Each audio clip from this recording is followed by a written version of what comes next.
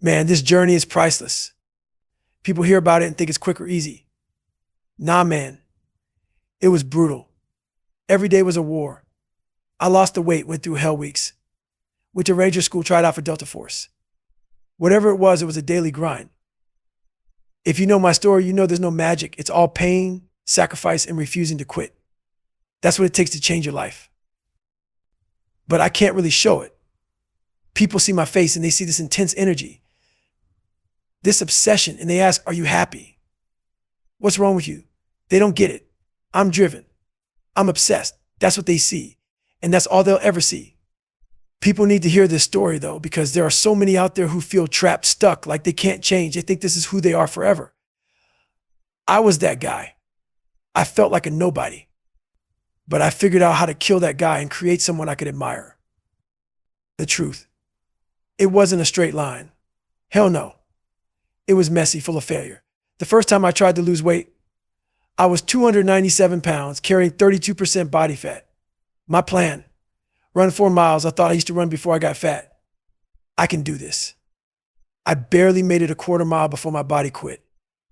I walked back home, sat my fat ass on the couch, and cried. Then I drove to my mom's house 20 minutes away, sat on her couch, and broke down. I told her I can't fucking do this. My life was a complete shit show. I just gotten someone pregnant. Was making $1,000 a month and my rent was $810. My mind was fucking with me nonstop. You're not good enough. You're not cut out for this. Navy SEALs are the baddest motherfuckers alive.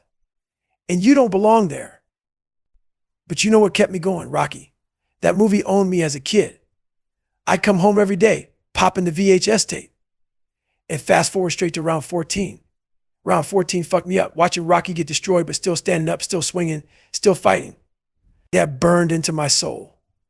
And that's where it started. I realized I had to fight like that. Not for anyone else, but for me. I had to become someone I respected. And the journey, it's been brutal, but that's the only way to kill the old you and become something unstoppable.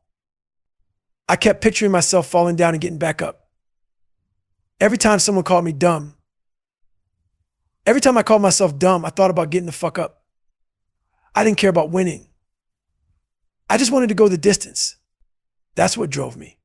And once I went the distance, I realized I could go way past it. I started saying, what if?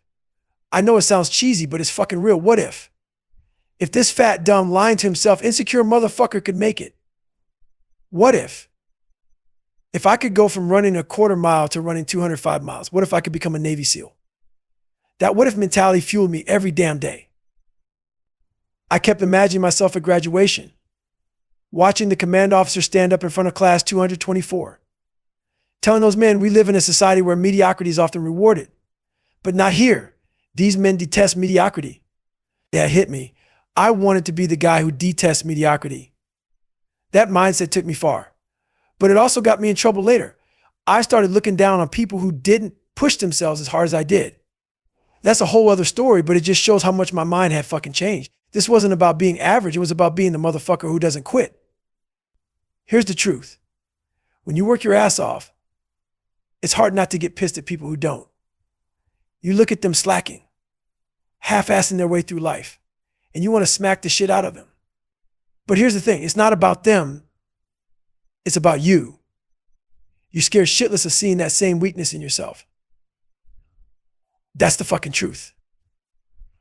I've lived that. I'd see people coasting. And yeah, part of me was mad at them. But the other part, I was mad because they reminded me of the weak-ass version of myself I used to be. I hated that reflection. For me, that fear of weakness is still there. When I see someone not giving it their all, it fucking terrifies me. It's like staring into a mirror and seeing the guy I never want to be again. That's why it pisses me off, but I've learned it's not a healthy way to deal with it. Still, it's real. So, yeah, I did that quarter mile, ran it, walked my ass back home and sat down. I was defeated. But here's the thing. I didn't stay there. I grabbed my milkshake, sat my fat ass down and put on Rocky. That movie was my fuel. And not just Rocky. I was all about Platoon too. Now, why Platoon? Because was it's about the guy who fucking fights no matter what. There's this scene that stayed with me Elias gets shot, Willem Dafoe's character, and they think he's dead. The choppers are taking off and he's running through the woods, Viet Cong chasing him down. They shoot him in the fucking back, but he keeps getting up. Shot again. He's still fucking getting up, clawing his way to that chopper. He doesn't make it, but that fight, man, that fight was everything. That's the kind of shit I put in my head. When I was in Hell Week and everyone around me quitting, freezing their asses off, I'd be off in my own fucking world. Humming songs, replaying those scenes, going to a place so dark that nothing could touch me. I knew what it was going to take. Going from that fat, insecure fuck to one of the hardest men on the planet. It wasn't going to be pretty. That journey was going to demand suffering on a level most people couldn't even comprehend. So I started flipping the script. Yeah, I ran that quarter mile, but instead of staying down, I told myself, all right, maybe tomorrow would be 3/4 of a mile. It wasn't about perfection. It was about progress. I took all those negatives, all that failure, and I turned it into fuel. Here's the thing. I sat on that couch, 297 pounds, scared as fuck of the water, knowing I couldn't swim for shit. But I started asking myself the real questions. Who the fuck would even think about doing this? Who's got the balls to quit their job, throw their whole life into chaos, and bet everything on themselves? Nobody would. That's how I started flipping the switch in my head. I wasn't like everyone else. I refused to be.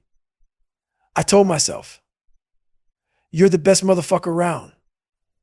Nobody's got the guts to do this shit but you. You're going to prove them all wrong. I started pumping myself full of that kind of fuel, the kind I'd never let myself hear before.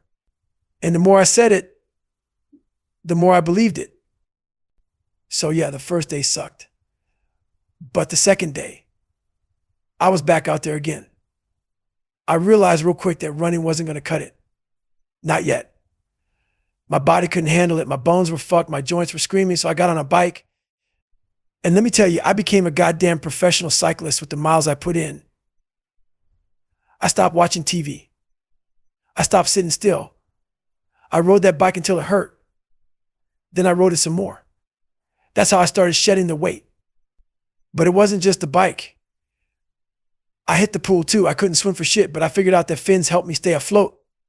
I was terrified of the water, so I made it my mission to live in it. Hours in the pool, day after day, until the fear started to fade. And little by little, I pushed further. Running was still a battle, but I started small. 1 mile, then 2. 2 to 3 was a huge leap, and when I hit 6 miles, I knew I was onto something. That 6-mile mark was the standard for getting ready for buds.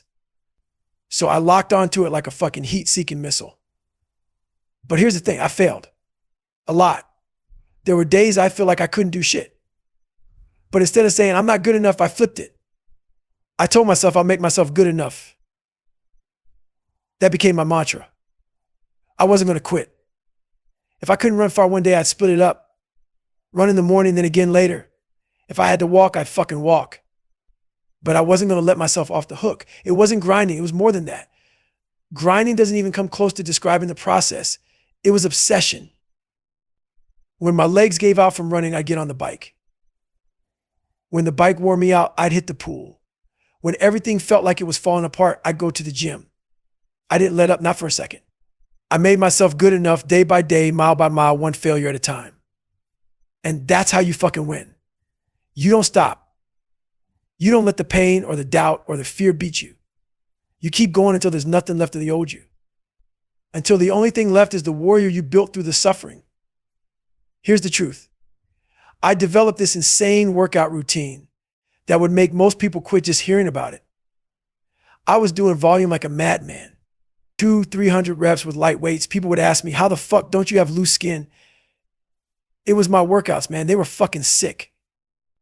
I'd do 200-300 reps of a single exercise. Bench press. I'd get under that bar, rep it out until my chest was on fire, rack it, take a second, and get right back under it. 400 reps sometimes. I wasn't just burning calories. I was building muscle, carving myself into something that didn't even look like the old me. And yeah, I got obsessed. Obsessed isn't even the right word. I lived for it. People always ask me if I worried about injuries. Nah, man.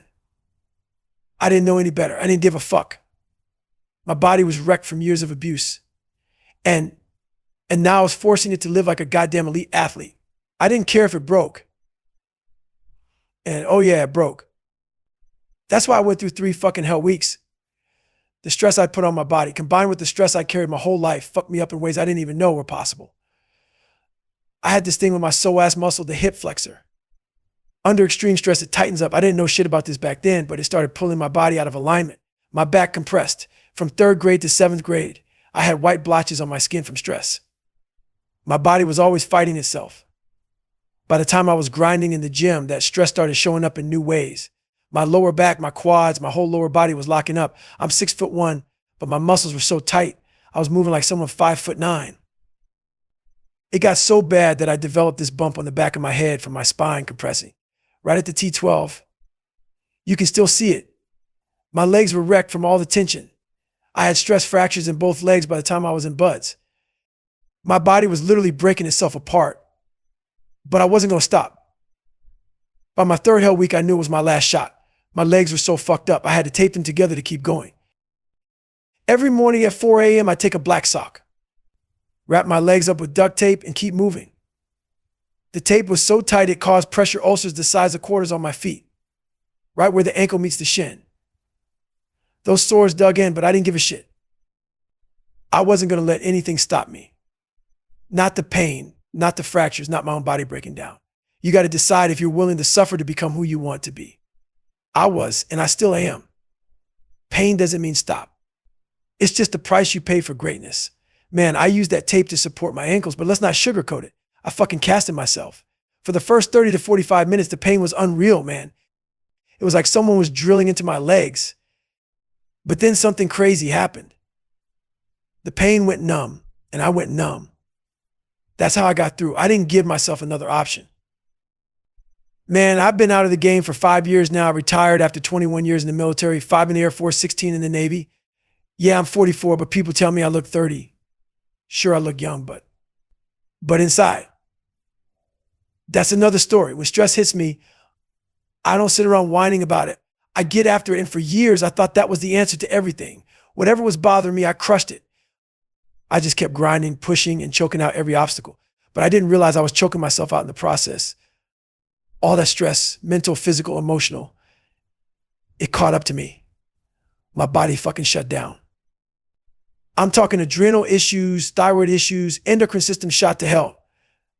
My organs were failing, man. I went from a guy who could run 205 miles to a guy who couldn't get out of bed. That's not just a fall. It's a fucking collapse. Doctors were clueless, poking around, running tests, trying to figure out what the hell was wrong. That's when I stumbled on the psoas muscle. No one figured it out. It was an accident I even found it. I've missed stretching twice in 5 years because of that. Twice. That's how serious I am now. But back then, my body was shutting down. They pumped me full of meds, thyroid meds, cortisol, estrogen blockers, you name it. But the meds didn't fix shit. They made things worse. I had this lump in my throat like my heart was going to explode. Couldn't run, couldn't sleep, couldn't even think. I went from an unstoppable force to a man who couldn't even move. I was dying. And the doctors, they didn't know shit. PTSD labs are fine. What's wrong with you? They threw everything at me, but none of it stuck. I sat there one day realizing this is it. My life is over. I'm done. But then something hit me. For the first time, I stopped. No workouts, no goals, no chasing the next thing. And in that stillness, I looked back at everything I'd done, the kid I was, the man I became. I'd never stopped to reflect before. It was always, what's next? You're not good enough yet. Get after it. Keep pushing. But now I was forced to sit with it, and I saw it all. That time, as much as it hurt, was the best thing that ever happened to me. It gave me a moment to finally be proud of myself. To look at the journey, the grind, the suffering, and say, you did it, but don't get it twisted. That pride didn't come easy. It took breaking myself down completely to finally see the man I'd built. And when I came out of it, I wasn't the same. I was harder, smarter, and more fucking relentless than ever. So here's the thing. This bullshit went on for years. More meds, more try this, try that, and still nothing was fucking working. Every damn doctor I saw was clueless. I finally said, fuck this. Then I remember this one doc I saw like 8 years earlier. Dude looked at me and straight up said, man, you're so fucking tight. I've never seen shit like this in my life. You need like 50,000 hours of stretching.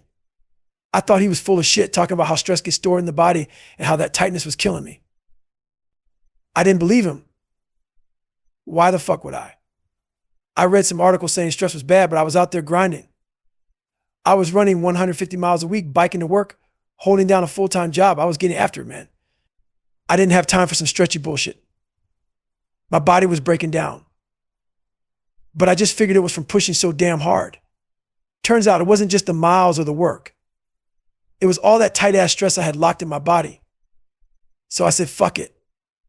I'll give this stretching shit a real shot. None of that 6-minute ass bullshit either.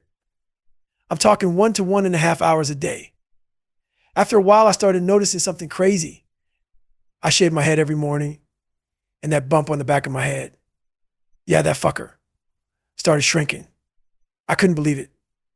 Day by day, it got smaller. My body started feeling looser, less locked up, and over 5 years, I turned into a completely different animal. Best shape of my damn life. I went from popping pills like candy to being on just a low-dose thyroid med.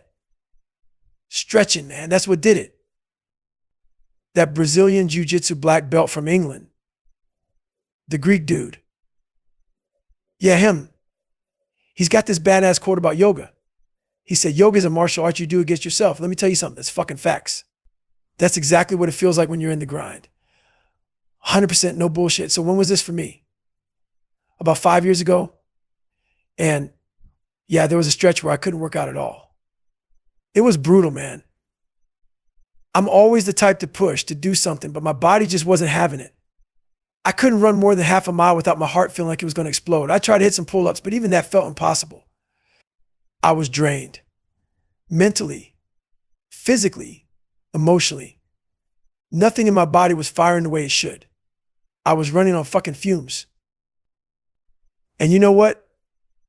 As fucked up as it sounds, sitting there in that bed, I felt a weird kind of pride. I had pushed myself to the edge, way past what most people could handle. People wouldn't get it, but I didn't give a fuck. I knew I did what I had to do. That mindset.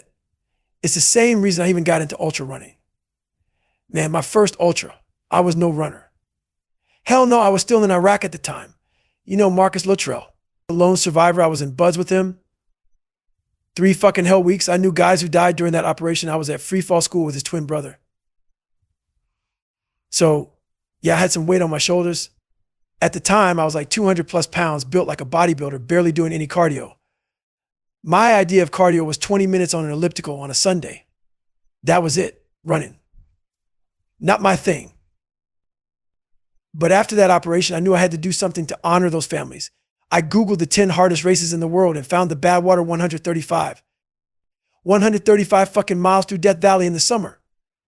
I thought it was a stage race, like you run 20 miles, camp, then run some more. I didn't know people ran that shit straight through. I'd never even run more than 20 miles in my life. So I called up the race director, Chris Coastman. Dude asks me, are you an ultra runner? I was like, I don't know what the fuck that is. He goes, have you run 100 miles in 24 hours? I said, no. But I gave him my Navy SEAL resume. 3 hell weeks, a bunch of hardcore shit. You know what he said? I don't care. You got to qualify for my race. Deadline to qualify. 2 fucking months. So this is how it went down. The race director told me there are 2 more races you can do to qualify. I might consider you for my race. He's like, we only take the top 90 athletes in the world. You're not even an ultra runner, but I like your cause and what you're doing. Then he hits me with, there's a race this Saturday in San Diego. It's the San Diego one day. You run around a 1-mile track for 24 hours and see how many miles you can get. If you hit 100 miles in 24 hours, I'll consider letting you in. I did the math. That's a 14-minute mile pace. I'm thinking, fuck it. I can do that easy. Dumbass mindset. Let me tell you right now, it was the hardest, most painful shit I've ever done in my entire life. At the time I was married, she's my ex-wife now. We hit up Walmart the night before and bought a cheap-ass blue lawn chair and some Ritz crackers. That was my game plan. Ritz crackers and water for 100 fucking miles. That's it. No real prep. No clue what I was walking into. I show up at the starting line, and this wasn't some random race. This was the USA National Championships. The best ultra runners in the country were there. These lean, wiry dudes built for endurance. And then there's me, this jacked 230-pound bodybuilder looking dude. I was ripped as hell. Big chest, big arms, shredded. I looked like I was about to lift a car, not run a damn ultra. People were looking at me like, who the fuck let this guy in? I start running, and for the first 40 or 50 miles, I actually felt pretty good. By mile 70 though, the wheels fucking fell off. My body was in complete rebellion. Worst pain in my life. I sat down in that shitty blue lawn chair, and those Ritz crackers, they had turned into fucking dust in my mouth after mile 20. I wasn't hydrating right. I didn't know shit about race nutrition. I was trying to drink some mix for calories, but even that wasn't working. I was cramping, dizzy, and lightheaded. I looked at my wife, who I was now seeing in triplicate, and said, I am fucked. My body had completely shut down. I hadn't gone to the bathroom in 12 hours. And when I finally did, I pissed blood right down my leg. My feet were broken. My back was cramping. I had 30 more miles to go, and I was done. Let me paint you the full picture. I hadn't run in almost a year. I was just doing bodybuilding shit, and maybe 20 minutes on the elliptical a couple of times a week. That's it. The entire year, I probably ran 50 miles total. Running wasn't my thing. I wanted to be big and jacked. The ripped Navy SEAL dude, not some skinny cardio guy. And here I was in the worst shape of my life, staring down 30 miles with a broken body and a broken mind. So here's the thing. I fucking paid for it. At mile 70, I was done. Blood running down my leg, body completely wrecked, and 30 goddamn miles left to go. My crew knew I was in hell, so my buddy brings out my favorite shit from my old life, chocolate mini donuts. He knew my story, my struggles, my addictions, and he was trying to pull me out of the pit. But at that point, man, it wasn't about donuts. It wasn't about food. It wasn't about anything outside of me. I had my hat pulled down low, sitting there in the worst pain of my fucking life. And that's when I went to the cookie jar. That's what I call it. This mental place where I store every victory. Every time I've been through hell and made it out alive. A lot of us, when we hit those dark places, we forget who the fuck we are. Even the hardest people forget. But not me. I took a few seconds to remind myself, you've been through worse. You've overcome shit most people can't even imagine. You survived every single thing life's thrown at you. And now you're here. Get the fuck up. I knew I needed to handle the basics first. Nutrition, hydration, stopping the dizziness. I didn't panic. I had 30 miles to go and I wasn't about to let my mind break. Slowly but surely, I got on my feet. I couldn't run. My feet were fucked. I was hobbling, just walking around that track, every step of battle. The pain. Unreal. Nothing in all my training compared to that last 30 miles. My ex-wife was there and we both agreed I wasn't going to make it. I was moving way too slow, but at mile 81, something clicked. I can't even explain it, but my mind, body, spirit, everything, disconnected from the pain. My mind said, fuck this, we're not quitting. That weak motherfucker used to be, he's dead, he's buried, he's buried. You're gonna die out here before you quit. It didn't matter, there were no crowds, no trophies. Nobody even knew who the fuck I was, it was just me against me. And I started pulling from the darkest places in my soul, turning that darkness into fuel. I got up and I ran. Not walked, ran. I banged out the next 20 miles at a 10.30 pace and hit 101 miles in 18 hours and 56 minutes. When I finally sat back down in that shitty Walmart chair, my body fucking shut down. That's when it all hit me. The worst pain I've ever felt in my life. And I'm not just talking about soreness or cramps. I'm talking about straight up shitting myself, literally. A log of shit up my back, piss running down my legs. My ex-wife, who was a nurse, was freaking the fuck out.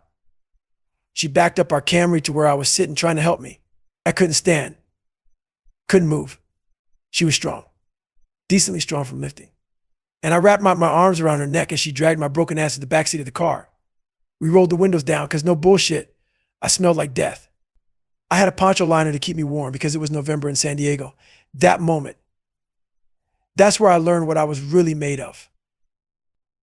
So there I was, jacked up in the back seat of the car, my body completely fucking broken. And my ex-wife terrified out of her mind. She wanted to take me to the hospital right away. But nah, we headed back to this shitty little apartment complex in San Diego where we lived on the second floor. When we got there, I couldn't even make it out of the car on my own. I had to lean on her, my arms wrapped around her neck, just barely staying conscious. She helped me get to the first landing, and I collapsed. It couldn't go any further. But I wasn't done yet. I used the railing, her strength, and sheer fucking will to drag myself up to that second floor. Finally, we got inside. I made it as far as the kitchen, just past the front door, and collapsed again. She laid me down on this poncho liner, and let me tell you, it was fucking nasty. Crap was everywhere. Blood, piss, sweat. It was like my body was falling apart. She managed to drag me to the bathroom and into the tub. I'm sitting there and it's like dirt is pouring out of my body, my dick, my skin. Everything looked and felt disgusting. This was the worst pain I've ever been in.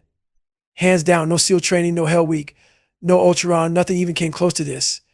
But here's the craziest part. And you might think I'm sadistic or out of my fucking mind for saying this, but I sat in that pain. I wanted it. People hear shit like this and think, man, this guy's insane. He's got to be some superhuman or a psycho. Nah, fuck that. I'm just a dude who came from nothing. There's nothing special about me. Anybody can do this. That's the truth nobody wants to hear. So I'm in that tub, water hitting my destroyed body, and my ex-wife is freaking out. She calls my mom, who was dating the doctor at the time. The doctor says, get him to the hospital now. But you know what I wanted? I didn't give a fuck about going to the hospital. All I wanted was to call Chris Kostman, the race director for Badwater, and tell him I fucking did it. My ex-wife is looking at me like I'm out of my mind. She's saying, we've got to go to the doctor. And I'm sitting there, water pouring down on me, saying, let me sit here. Let me feel this. She's like, what the hell are you talking about? Here's the thing. Most people don't get it.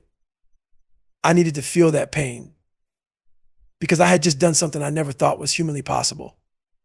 I hit mile 70 and I was dead. I was at what I thought was 100%. My body was done. But then I went 31 more miles, 31 fucking miles. In the worst shape of my life. Every step was hell, but I did it. So yeah, I sat there in that tub, pain radiating through every inch of my body. And it was the most incredible feeling of accomplishment I've ever had. I didn't want to be numb. I didn't want drugs to take that feeling away, that pain. That was proof. Proof that I'm capable of so much more than I ever thought. And if I can do it, anybody can. I did all this crazy ass running, pushing myself to the edge. And as insane as it sounds, it was the most fucking amazing moment of my entire life. You don't understand where I came from. I was this kid who lived in mental torture, who thought every day was a goddamn war just to survive. And now here I was, pulling off something so unbelievable. Even I couldn't wrap my head around it. So I called Chris Kostman, the race director of Badwater, and I told him I did it. And you know what that motherfucker said? He told me the idea of a 24-hour race was to run for 24 hours, and I only ran for 19. That shit hit me hard. He didn't flat out reject me for Badwater, but he planted that fucking doubt in my mind. Like maybe I wasn't ready, so what did I do? I didn't bitch about it. I didn't cry. I got to work. A month and a half later, I signed up for the Hurt 100 in Hawaii. That's a 100-mile race with 26,000 feet of climb. You hear that? Fucking 26,000 feet. And Kostman, he didn't give me a pep talk or tell me I had it in me. He just dropped that number on me like it was nothing. Like, yeah, go handle that shit. He didn't know how fucked up I was, mentally and physically. But I wasn't about to let that doubt define me. Now, let me tell you about recovery. Spoiler alert. There wasn't any. After that first 100-mile race, I was fucked up. My body was broken. Couldn't walk, couldn't even stand without feeling like I was about to die. But here's the thing. I had already signed up for the first Las Vegas marathon with my wife and my mom. That race was happening 2 weeks after I destroyed myself. So what do? I'm thinking, all right, maybe I can just walk it with my mom. I tried jogging around this little grassy area in San Diego and my legs are done. I couldn't even shuffle. I was like, fuck it. Maybe I'll just watch from the sidelines and cheer them on. But come race day, December 5th, 2005, the gun goes off and something snaps in me. 14 days after I completely broke myself, I go out there and run the whole damn marathon. Not just run it. I crushed it. Finished in 3.8 and qualified for the fucking Boston Marathon. Now I know what you're thinking. You're hearing this and saying, no way. This has to be bullshit. And you know what?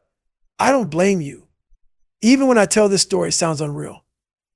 If I were on the outside listening to some dude talking about running 100 miles, breaking his body, and then qualifying for Boston 2 weeks later, I'd be like, this guy's the biggest fucking liar on the planet.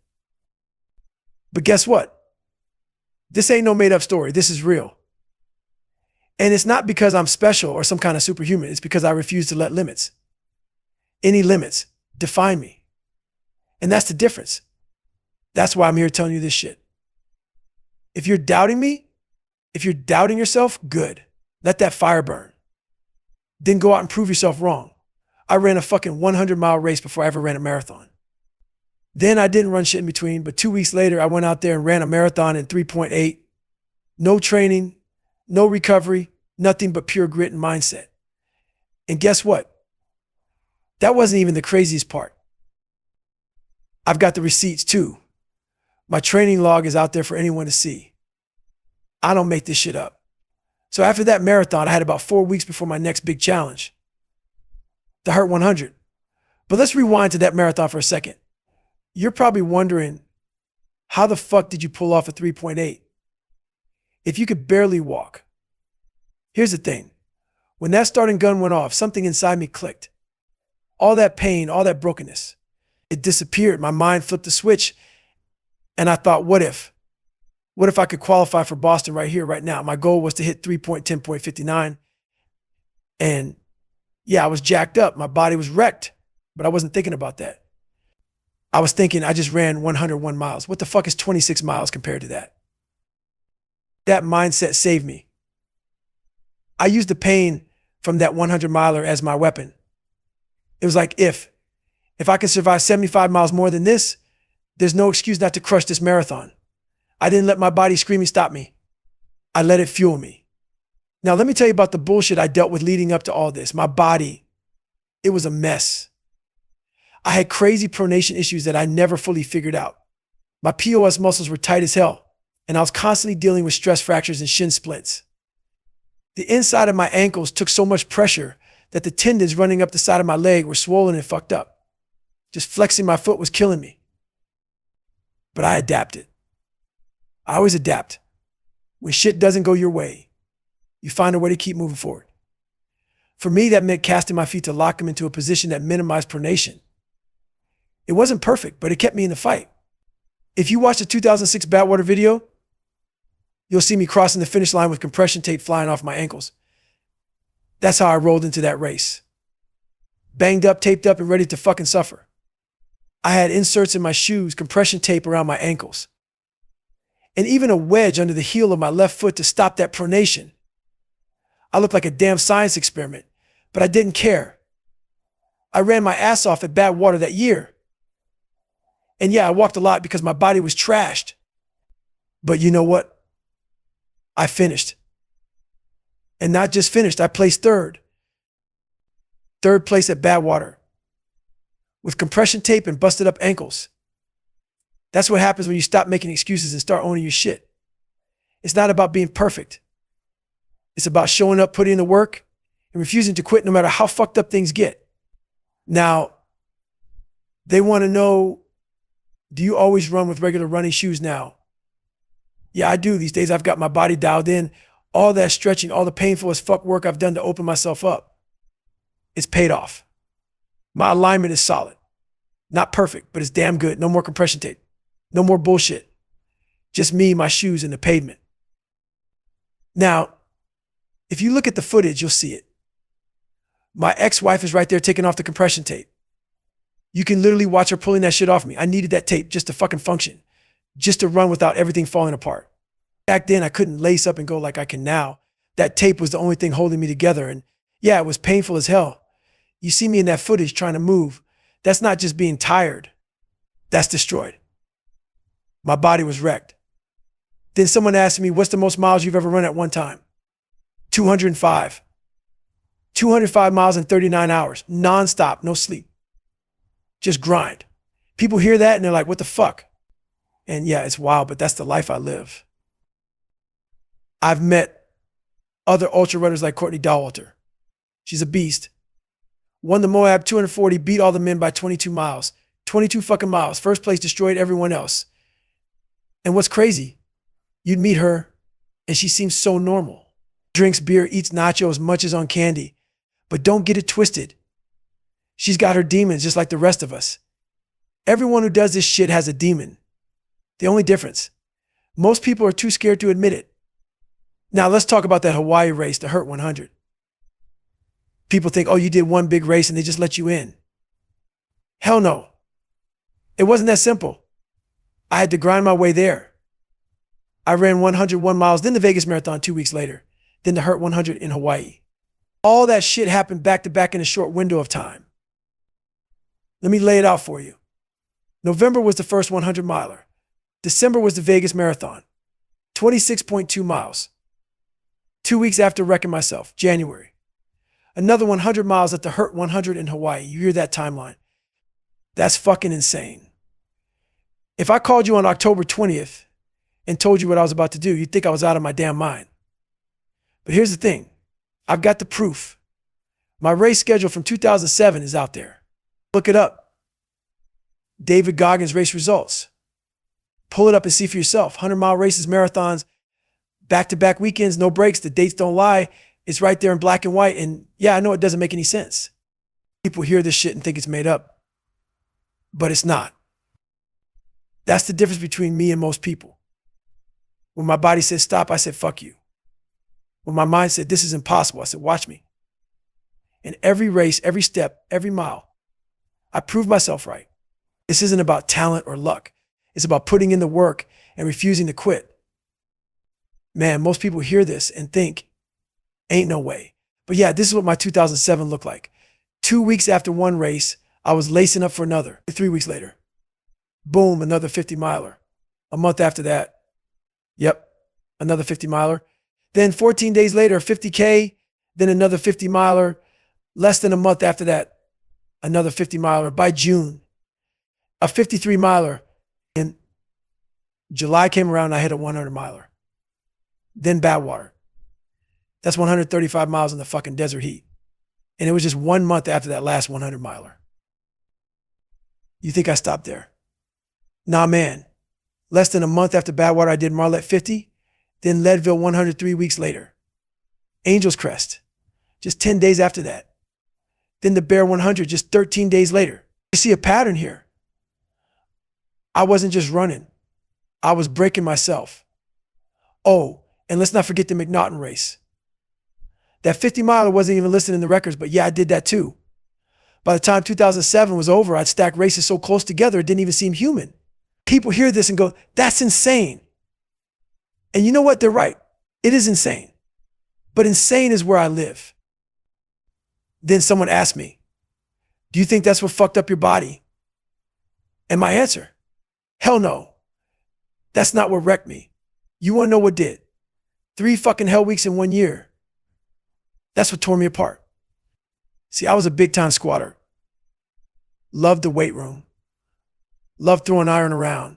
But after my first hell week, I was already messed up. Then I went through a second one. Got all the way through. By the time I hit my third hell week, my body was done. That third time, some guy died on Thursday, pulmonary edema, the Pacific Ocean. It's never warm. And that whole hell week, it rained nonstop. That dude basically drowned in his own damn fluids. We were doing pool evolutions and he sunk to the bottom. His body temp was through the roof because he kept getting pulled out for shit, but he wouldn't quit. And then he didn't make it. Hell week doesn't care. After hell week ended, I thought I could just jump back into the gym. Second phase hit and I figured, all right, let's get back to squatting. But you know what happened? I couldn't even lift the fucking bar. My lower back was trashed. I went from squatting big numbers to struggling with nothing. I was like, what the fuck is going on? Turns out it was my hip flexors. See, in hell week, those muscles take a beating. And I didn't just go through one hell week. I went through 3 back to back. My body was screaming for rest, but my mind said, keep fucking going. And that's what I did, man. The hardest part of buds. I went through that shit 3 times in a single year. Not the easy stuff, not the healthy shit. No, I'm talking about the hardest parts. The log PT, the surf torture, those damn boats crushing your skull. That's the shit I went through. Not once, not twice, but 3 fucking times. And over time, my body started breaking down. My hip flexors got so tight, it fucked me up. It didn't just hurt. It straight up ruined me. Before buds, I could squat just fine. After, hell no, I couldn't even sink my ass down without my hips locking up in insane pain. People ask, oh, was it just because your body was exhausted? Fuck no. This wasn't just exhaustion. This was 12 years of grinding my body into the dirt. I tried pushing through, watching guys like Joe Burns squatting heavy, and thought, fuck it, I'm gonna squat too. But I couldn't. That muscle at T12 was pulling so damn hard. It was like my hips were locked in cement. It was brutal. Pain so bad it felt like a sledgehammer every time I tried to push back up. Range of motion. What fucking range of motion? I had none. And let me tell you, that shit will catch up with you. My boy Cam Haynes runs ultras like a machine. Moab 240, Bigfoot 205. And I tell him all the time, bro, stretch your ass out. He's stubborn as hell, barely touches his toes. And I'm like, you're going to pay for that shit later, man. Now I'm working my ass off to fix it. I stretch every night for 2 hours. No excuses. People say, oh, you're naturally flexible. Fuck out T here with that bullshit. Nobody is naturally flexible. People just don't have the balls to push through that stretch pain. You got to suffer for it. You got to earn it. Most people are too soft. They want to slap a label on you to justify why they're not putting in the work. You're not natural. You're just outworking their lazy asses. Fuck that easy shit. People built like chimps. Big, strong, and tight as fuck. They're not naturally flexible. You have to force that shit. I had a friend, Tom, a football player. Jacked as hell, strong as a damn ox, but stiff like a board. We were taking Taekwondo together, and this dude couldn't even get close to touching his toes. But after a couple of years, that motherfucker could do a full split. He didn't just wish for it. He worked his ass off for it. While everyone else was done for the day, Tom was still on the mat, stretching nonstop. He built his body through years of heavy squats and lifting, and that shit made him powerful but tight as hell. He had to break through all of that tension. Day after day, he didn't just get flexible. He earned it. I used to avoid stretching because I thought it would make me weak. That's bullshit. Stretching doesn't make you weak. If you're too tight, your body restricts you. Your movement, your kicks, your punches, everything gets locked up. You need flexibility to unlock your strength, especially in martial arts. I get it. Some people drone on about yoga like it's the cure to everything. But when you're doing hard shit like lifting, martial arts, or anything explosive, yoga balances it out. That's not weakness. It's what keeps you from breaking down. Getting your ass up and doing the shit nobody sees is one of the hardest fucking battles out there. It's a silent struggle, humbling as hell. Nobody knows. You walk through life like you're looking at 2 doors. One is that hardcore iron pumping CT Fletcher gym, a place where beasts go to fucking work. And right next to it, that quiet little yoga studio. People think you hit the gym first and you go stretch it out later in yoga. Nah, man. Those are 2 different kinds of hard work. And let me tell you, yoga ain't no fucking joke. Now, let me tell you about real pain. They took a damn camera, shoved it down my throat, ran a catheter up my femoral artery and into my heart. Why? Because I had a fucking hole in my heart. Yeah, they patched it with this helix thing that expands and seals the hole.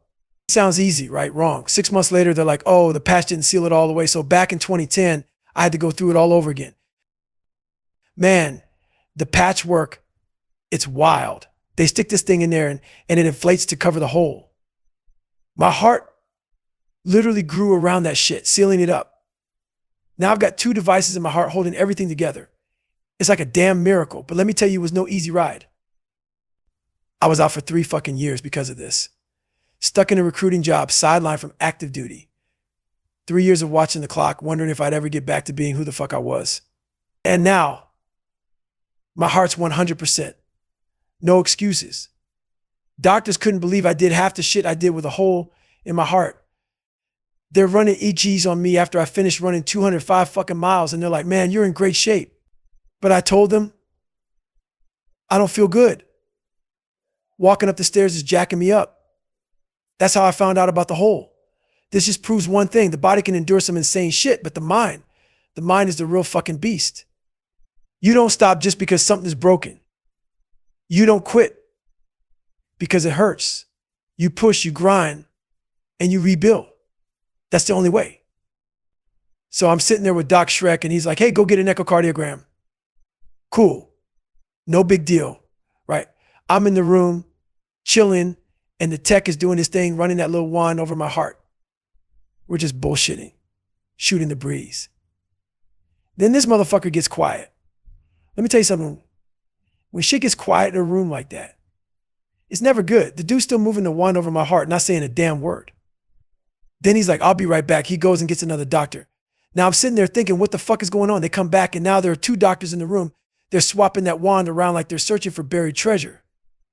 At this point, I'm freaking the fuck out. When it comes to your heart, man, that's no joke. Finally, they stop the echocardiogram and pull me into the hallway. They're like, hey, we got to talk. You've got a hole in your heart. And I'm just standing there like, what the fuck are you talking about? The guy didn't even know I was a SEAL. I don't blame him. Not many black guys are SEALs. When he found out, though, his face dropped. He's like, man, you could have died jumping, diving, doing all the shit you do. If a bubble got into your heart from diving, you'd be done. I call it luck, man. Straight up luck. I had to go through 2 surgeries for this shit. The first time they thought it was fixed, but 6 months later, I had to go back for a bubble test. Yeah, they literally send bubbles through your heart to see if they pass through. Turns out the patch wasn't holding up. The bubbles went straight through the hole. And they were like, yeah, you're not good to go. So I had to wait a year before they could do the second surgery.